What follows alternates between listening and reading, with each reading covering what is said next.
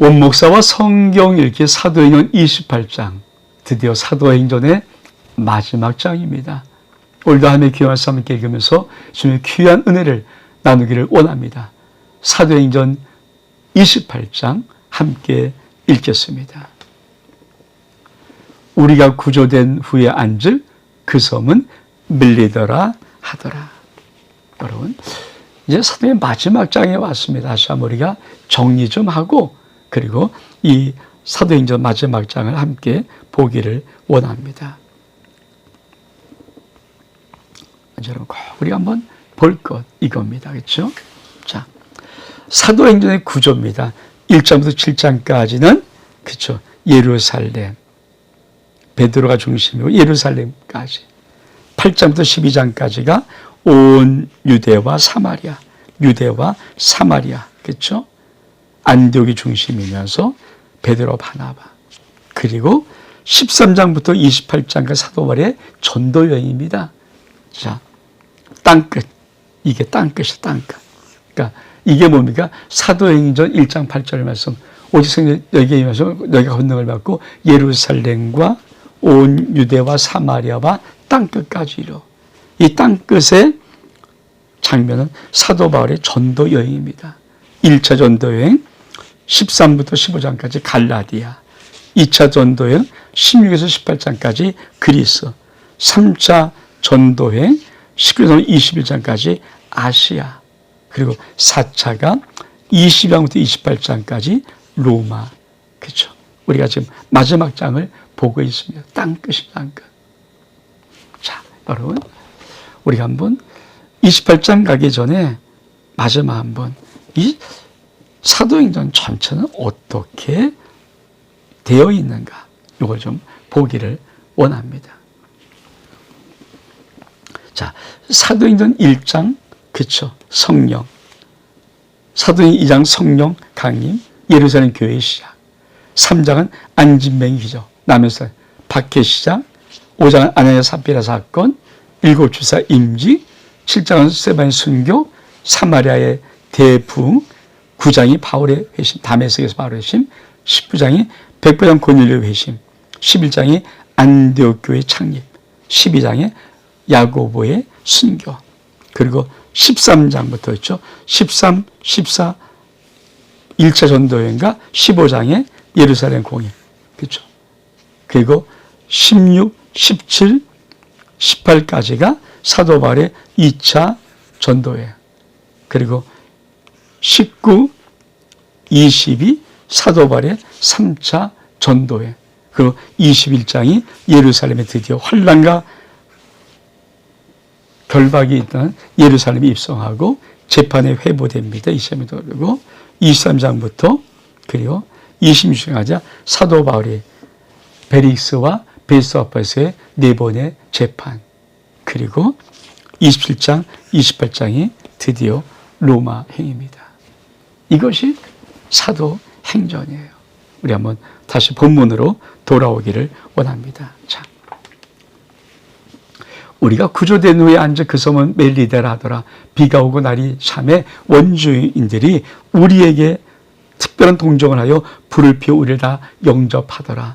바울이 나무 한 묶음을 거두어 불에 넣으니, 왜? 죄수야?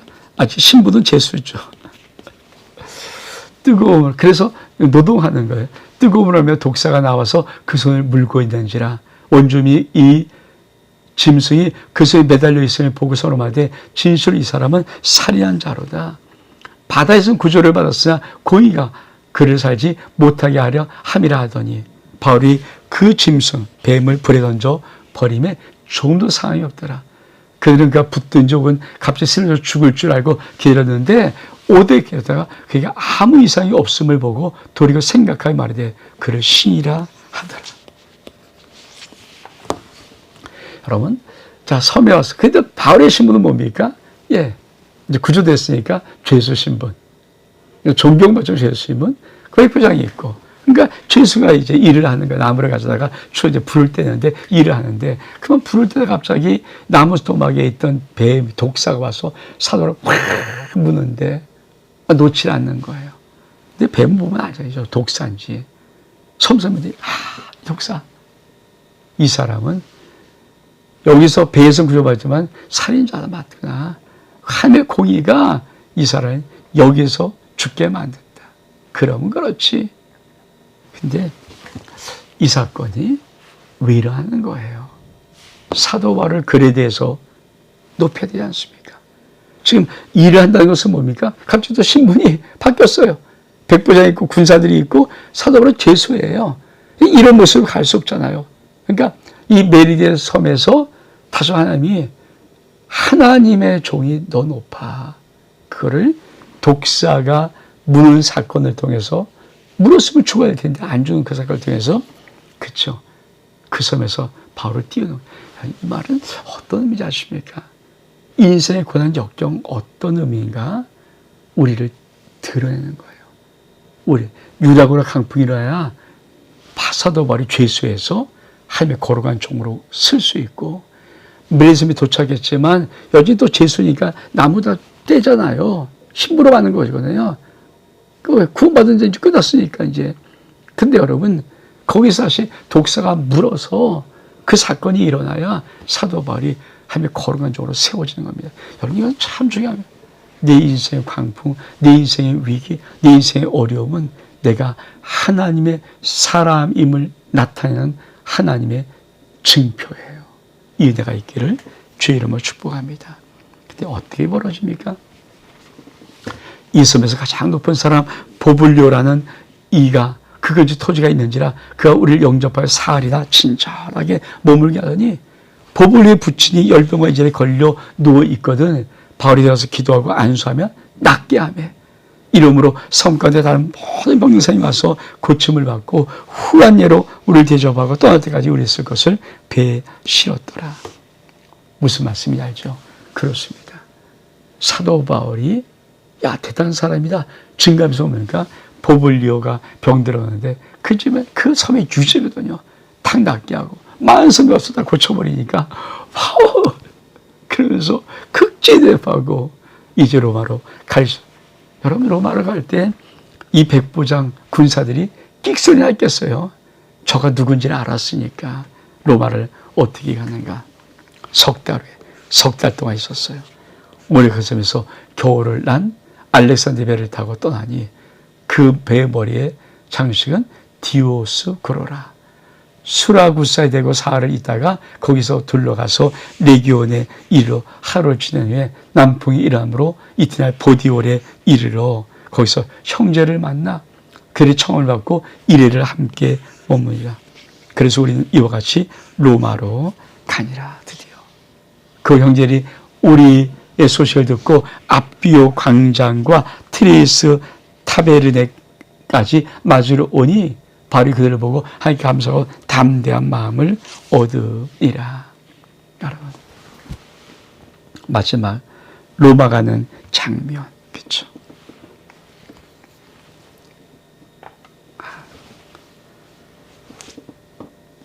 드디어 이 크레타 섬에서 로마로 올라가는 거예요.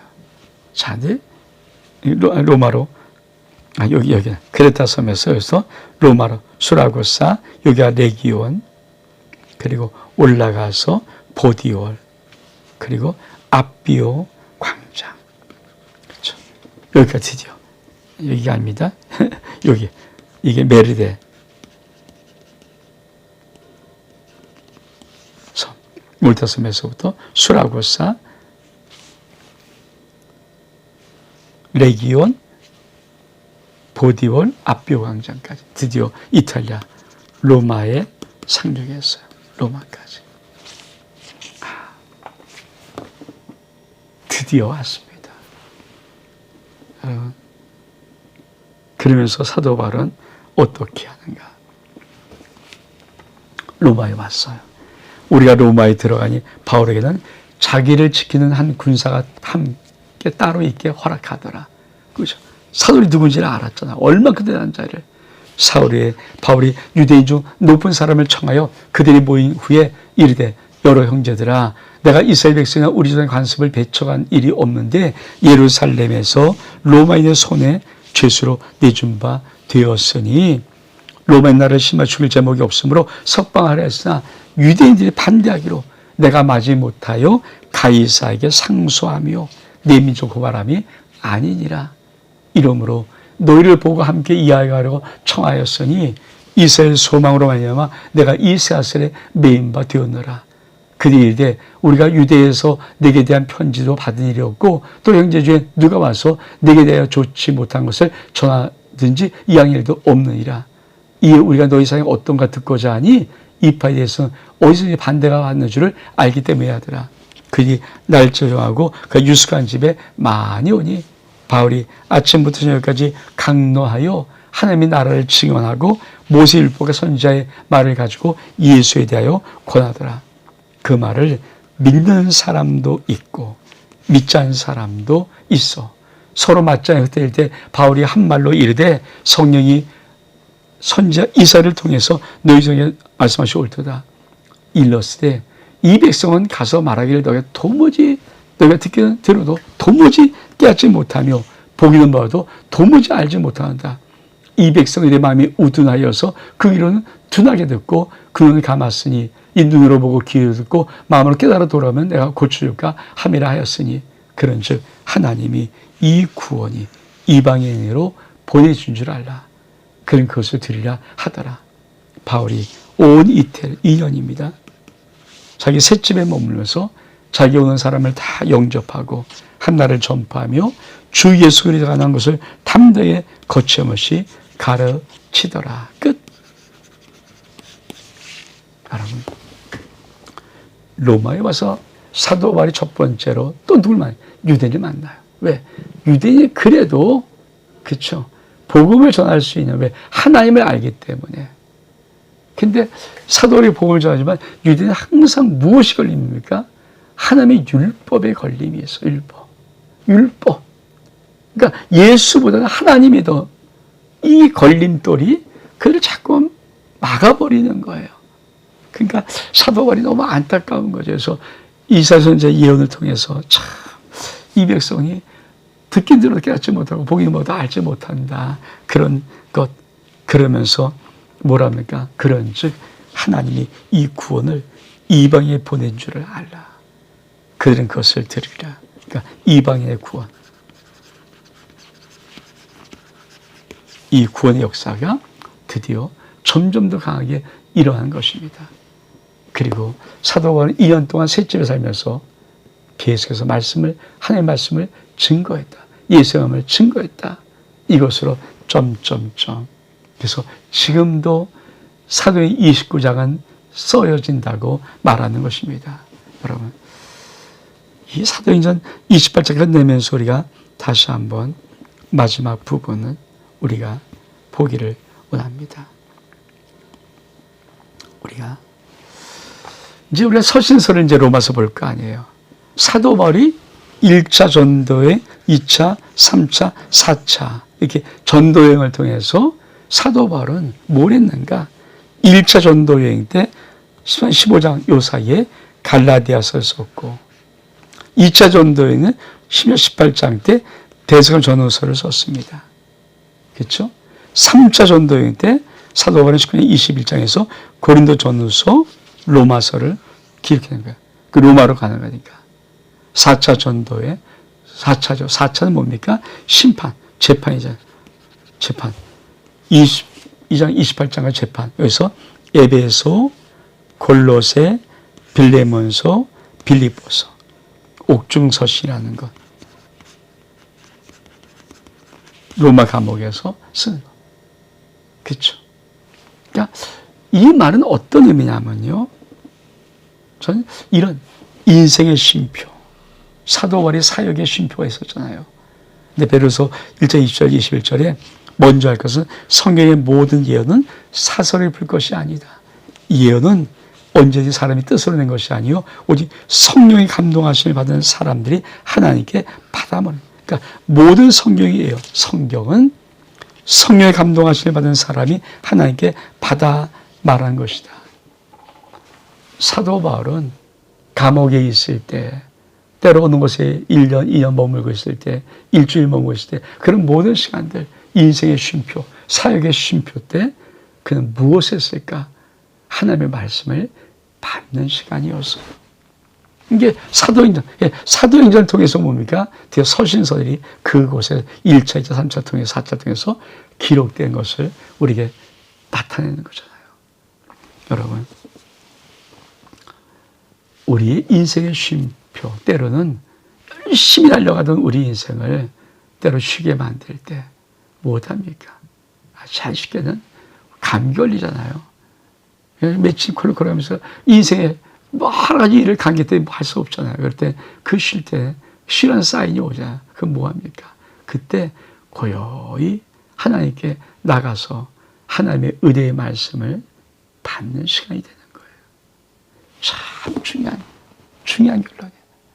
그러니까 사도행전 28장까지 오면서 우리가 사도 바울을 통해서 그의 인생의 쉼표에 그는 하나님 말씀을 성령의 감동을 받고 받는 시간. 그래서 서신서를 기록하고 우리 이제 로마서부터 선서를 보기를 원하는 것입니다.